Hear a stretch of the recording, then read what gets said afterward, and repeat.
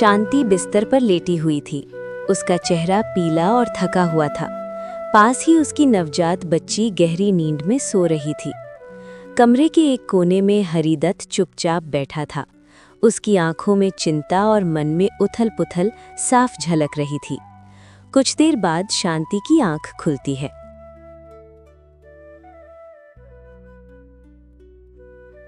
आप कब से ऐसे बैठे हैं? रात भर से आपने एक बार भी बच्ची को गोद में नहीं लिया। ये आप ही की संतान है। कितनी मिन्नतों के बाद भगवान ने हमें ये खुशी दी है। एक बार इसे गोद में लेकर देखिए, जैसे ही ये आपकी उंगली पकड़ेगी सारी थकान उतर जाएगी।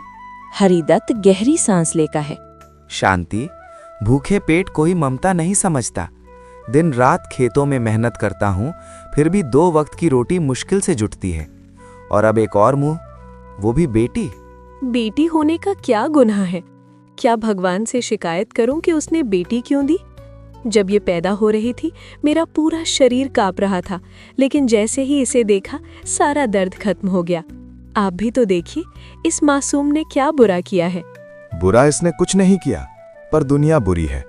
बेटी के हिस्से में ससुराल का जुल्म और माँ बाप के हिस्से में दहेज का बोझ आता है। इस घर में न धन है न पैसा, इसे पालूं कैसे? तो क्या आप इससे ऐसे ही दूर भागते रहेंगे? दुनिया कुछ भी सोचे, हम तो इसे बोझ नहीं मानेंगे, हम इसे काबिल बनाएंगे। हरिदत्त की आंखें नम हो जाती हैं। माफ करना शांति, मैं मजबूर हूँ। अगर इसे पालने बैठ गया तो तीनों की रोटियां आधी हो जाएंगी। बेहतर है अभी ही इससे नाता तोड़ दूं। मरना मंजूर है, लेकिन इसे किसी अजनबी के हवाले मत कीजिए। मेरी गोद अभी गीली है, इसे सूखने मत दीजिए, मैं हाथ जोड़ती हूँ। लेकिन हरिदत्त का फैसला अटल था। गहरी रात थी। शिवपुर के प्राचीन मंदिर की घंटियां ठंडी हवा में धीमी आवाज में बज रही थी।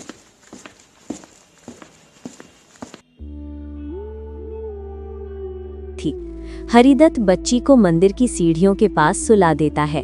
हे भगवान, मैं कोई पापी नहीं हूँ। हालात ने मजबूर कर दिया। मेरी जगह आप होते तो क्या करते? इसे किसी अच्छी गोद में पहुंचा देना। वह एक बार पीछे मुड़कर देखता है, फिर भारी कदमों से चला जाता है।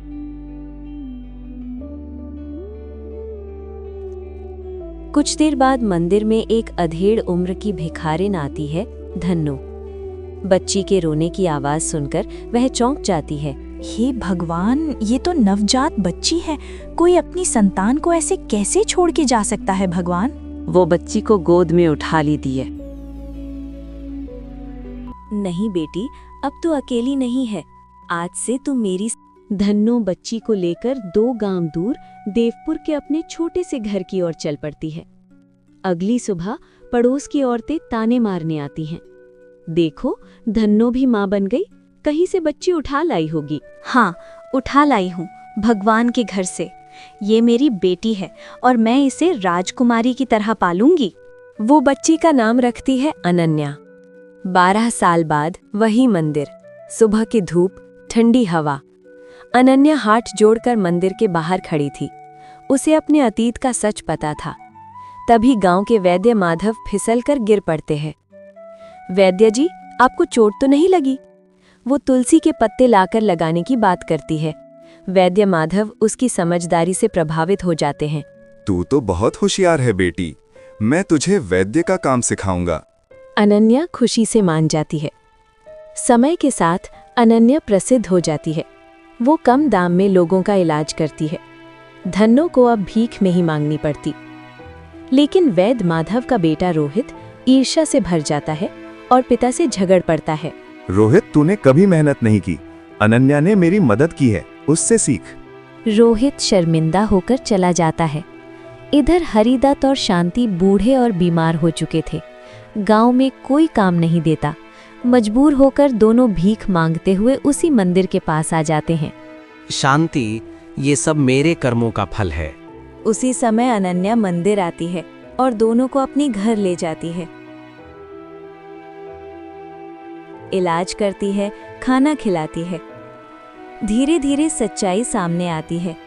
क्या तुम वही माता पिता हो जिन्होंने इस बच्ची को मंदिर में छोड़ा था? हरिदत्त और शांति रो पड़ते हैं। माफ कर दो बेटी। अनन्या अपनी माँ धन्नो को गले लगाती है। मेरी असली माँ वही है जिसने मुझे पाला। अनन्या सबको माफ कर देती है। हरिदत्त और कावेरी सेवा और पश्चाताप का जीवन जीते हैं।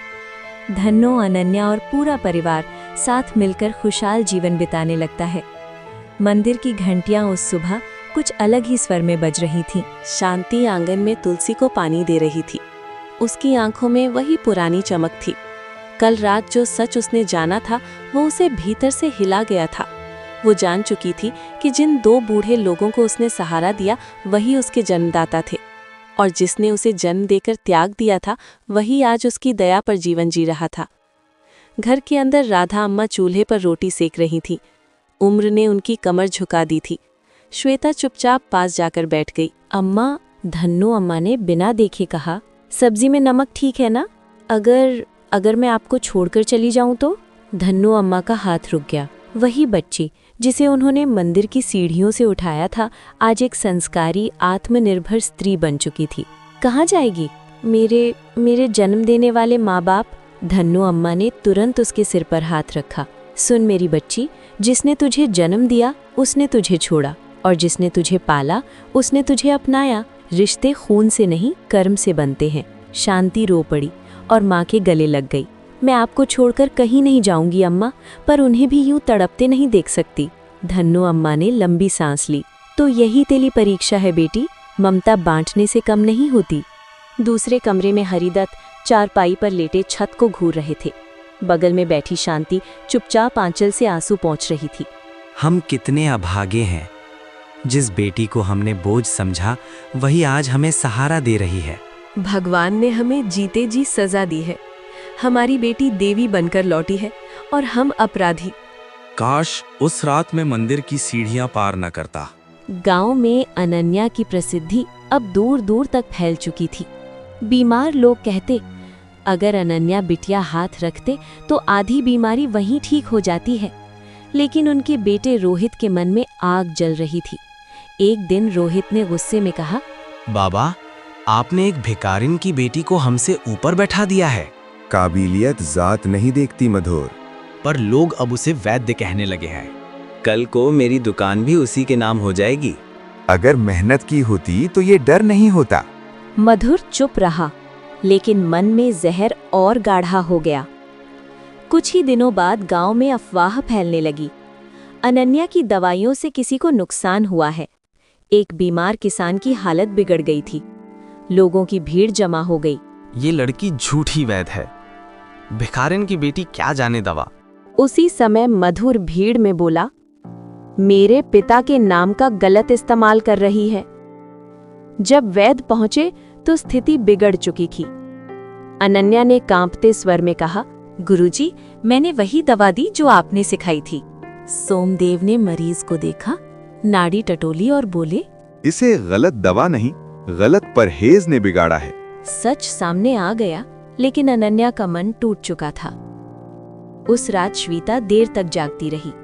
मैं किसी के लिए विवाद का कारण नहीं बनना चाहती।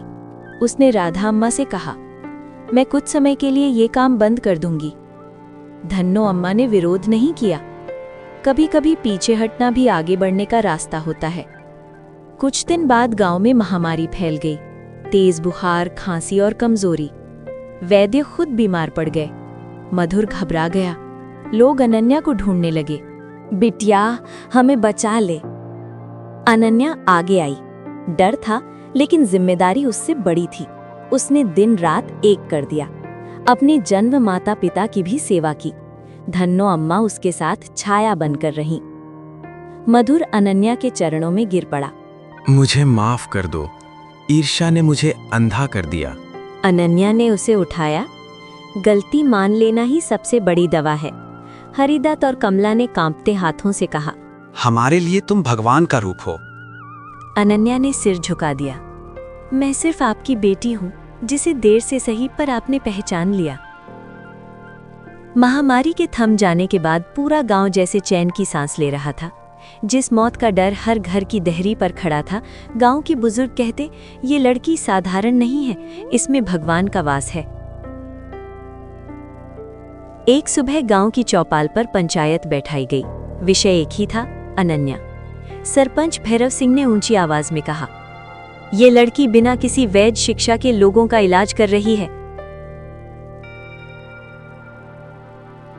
आज तक तो ठीक रहा, लेकिन आगे अगर कुछ अनहोनी हो गई तो जिम्मेदार कौन होगा? भीड़ में फुसफुसाहट फैल गई। इसने तो हमारी जान बचाई है, कल को कोई मर गया तो? अनन्या सबसे पीछे खड़ी सब सुन रही थी। उसका दिल तेजी से धड़क रहा था, लेकिन चेहरे पर संयम था। वैद्य आगे आए। ये लड़की मेरी शिष्या है, मैं इसके ज्ञान की गारंटी लेता हूँ।